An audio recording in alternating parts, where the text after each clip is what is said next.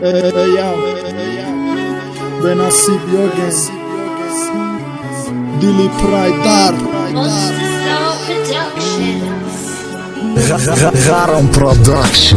من دیگه تو ندارونی دردی دوریتا باور کردم برحمیتا باور کردم زوریتا برات میریخت گشتم به خدا داشتم علم و گفتم شاعر میشم در دستم گرفتم قلم نویستم چند تا مصرع به معنا و به قافیه کوبی و بر بگردون 4 سال سوختگیره نمیشه آخی نمیشه ای دست دیچی نمیه به من چخه فراموش کنم و عشق مکتبی را نه آخی نمیشه عکسی رو در یاد نمیره من چخه کور نکنم ای دست مرفی میره صبر بیا غمم نتنک مرت پورا ای آدمی به وفا چه خی دیگه کنم زارا تو خطی موازی تو خی آرزوهام تگی خاک التماس بگو خوش سیامه سوزانی من تو که بر بگرد ای برم خونده فکر جوشیده سه ای یاگنی غم زده و دردی تو کشیده سه من به تو نمیتونم مخد بلندی سبزی نه تو که مجدوم دیوانه رو پاره خونه تون سینه رو پاره خونه تون بدون رنگی درختی به جانه کی بفهمه عاشقی من دوست داری من همه دانه باید خونه کتابی درد غم هر روز رازی نشیدن لگون کردن خندم گریان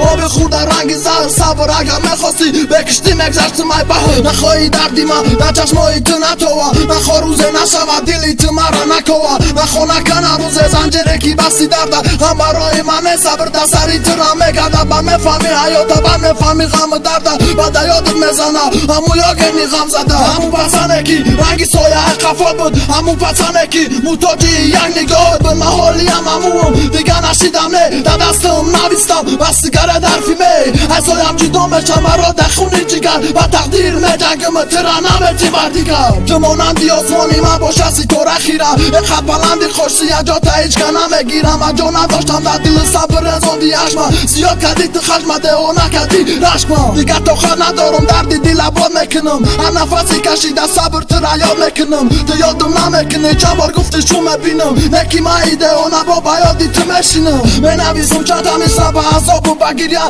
تو را دمه ندادن در جای تو ممانم کیره جا تا هیچ که نمیگیره خط بلندی خوشیه همه رپی به معنای مدن آمود من خاطیره 7 یولی سال 2018 برای صبر خونم میره یاگنی غم زده یاگنی غم زده